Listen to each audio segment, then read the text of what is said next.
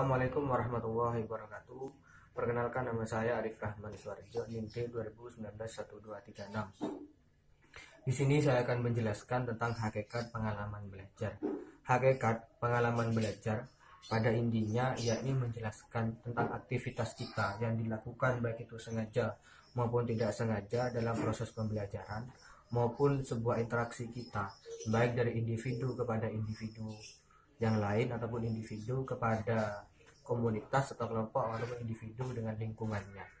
Lingkungan yang dimaksud pada hakikat pengalaman belajar yakni adalah sesuatu hal yang akan menghasilkan kepada pengalaman ataupun pengetahuan yang baru. Jadi pada dasarnya yang dikatakan sebagai hakikat pengalaman belajar itu adalah interaksi kita ketika proses pembelajaran, baik interaksi itu kita kepada peserta didik kepada murid ataupun interaksi kita kepada peserta didik yang lain, di mana dalam hal ini akan menghasilkan sebuah pengalaman-pengalaman yang baru, pengetahuan-pengetahuan kita yang baru. Suatu pembelajaran akan dianggap baik apabila keaktifan proses interaksi aktif kita ketika proses pembelajaran itu semakin aktif, maka semakin baik. Namun akan berbanding terbalik, ketika proses pembelajaran itu kurang aktif, maka pembelajaran pun akan dinilai juga kurang baik. Dalam hal ini ada beberapa tokoh yang lebih memperinci memberikan statement pendapat tentang hakikat dari pengalaman belajar, yaitu dari kelompok behaviorisme dan juga kognitivisme. Terima kasih. Assalamualaikum warahmatullahi wabarakatuh. Perkenalkan, nama saya Tanti Arsy Asriana, NIM T20191212. Di sini saya akan menjelaskan tentang pertimbangan pemilihan pengalaman belajar. Memilih pengalaman belajar adalah melakukan identifikasi dan penyeleksian strategi atau pendekatan pembelajaran, termasuk media dan sumber belajar yang sesuai untuk membelajarkan peserta didik, guna mencapai tujuan yang telah ditetapkan. Memilih pengalaman belajar identik dengan menentukan langkah-langkah proses pembelajaran. Membentuk pengalaman belajar dilakukan melalui proses pembelajaran.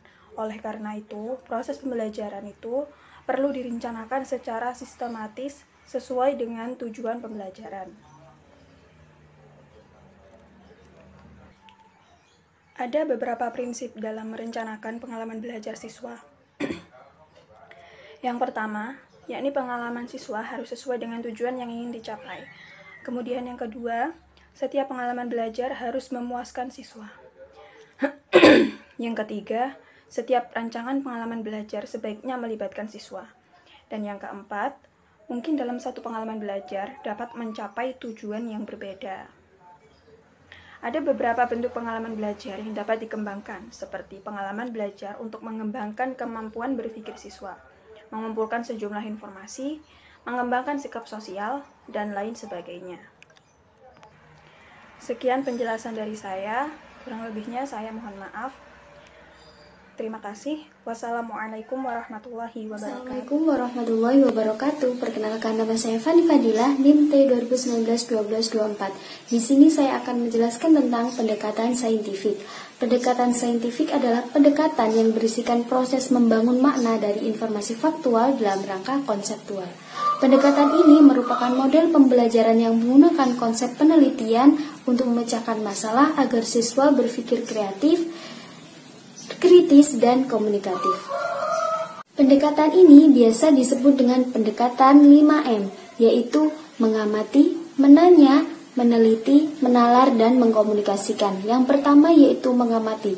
Mengamati adalah kegiatan siswa dalam mengidentifikasikan suatu masalah melalui indera penglihat, pembau, pendengar, pengucap, atau peraba. Kegiatan ini bisa berupa mengamati gambar, video, grafik, peta, dan lain-lainnya. Yang kedua yaitu menanya. Kegiatan di mana siswa mengajukan pertanyaan tentang informasi yang tidak dipahaminya sebagai penambah informasi yang didapat. Yang ketiga yaitu meneliti. Kegiatan di mana siswa mencari informasi sebagai bahan untuk dianalisis dan disimpulkan. Yang keempat menalar. Kegiatan bagaimana siswa dapat menghubungkan apa yang dipelajarinya dengan apa yang ada di kehidupan sehari-hari.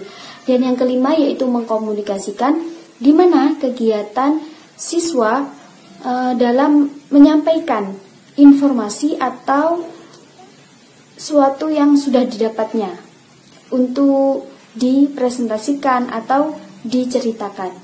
Yang terakhir adalah tentang karakteristik dan tujuan pendekatan saintifik. Menurut Hosnan 2014 di dalam bukunya halaman 36 ada 5 karakteristik pendekatan saintifik. Yang pertama, berorientasi pada siswa. Yang kedua, mengembangkan potensi siswa. Yang ketiga, meningkatkan motivasi siswa. Yang keempat, mengembangkan sikap dan karakteristik siswa. Dan yang terakhir yaitu meningkatkan kemampuan mengkomunikasikan hasil belajar siswa. Sedangkan tujuan dari pendekatan saintifik ada 5 juga, diantaranya 1. Meningkatkan kemampuan intelek atau bertingkat berpikir tinggi siswa. Yang kedua, membentuk kemampuan dalam menyelesaikan masalah secara sistematis. Yang ketiga, terciptanya adanya suatu anggapan bahwa kebutuhan belajar adalah suatu kebutuhan. Yang keempat, mengembangkan karakteristik siswa. Dan yang terakhir yaitu melatih siswa menulis dan mengembangkan karya ilmiah. Assalamualaikum warahmatullahi wabarakatuh. Sebelumnya, perkenalkan dulu nama saya Carmila, NIM T 2019-1248. Saya akan melanjutkan penjelasan materi tentang memilih model pembelajaran. Model pembelajaran dapat dipahami sebagai kerangka konseptual yang melukiskan prosedur yang sistematis dan terencana dalam mengorganisasikan proses pembelajaran peserta didik sehingga tujuan pembelajaran dapat dicapai secara efektif. Model pembelajaran berfungsi sebagai pedoman bagi perancang kurikulum ataupun guru dalam merencanakan dan melaksanakan proses pembelajaran di kelas. Sejumlah pertimbangan yang harus dipikirkan guru terkait pemilihan model pembelajaran yang akan digunakan dalam pembelajaran harus disesuaikan dengan pertanyaan apa yang akan dititik beratkan dalam pembelajaran atau outcome, konten, dan proses. Yang pertama yaitu hasil atau outcome.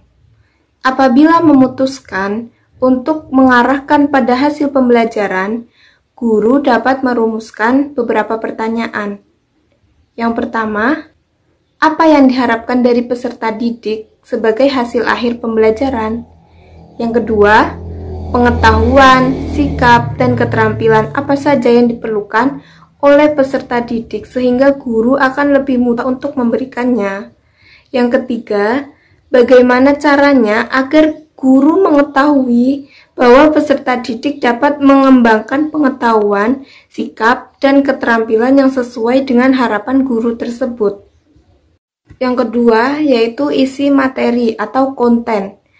Apabila memutuskan untuk menitik beratkan proses pembelajaran pada konten pembelajaran, guru dapat merumuskan beberapa pertanyaan. Yang A, apa saja materi inti yang perlu dipahami peserta didik untuk mendukung hasil belajar yang diharapkan? B, apa yang menjadi sumber belajar yang dapat dimanfaatkan untuk mendukung materi pembelajaran? C, kemampuan berpikir peserta didik seperti apa yang perlu dinilai dan bagaimana cara guru melakukan penilaian tersebut? Yang ketiga yaitu proses.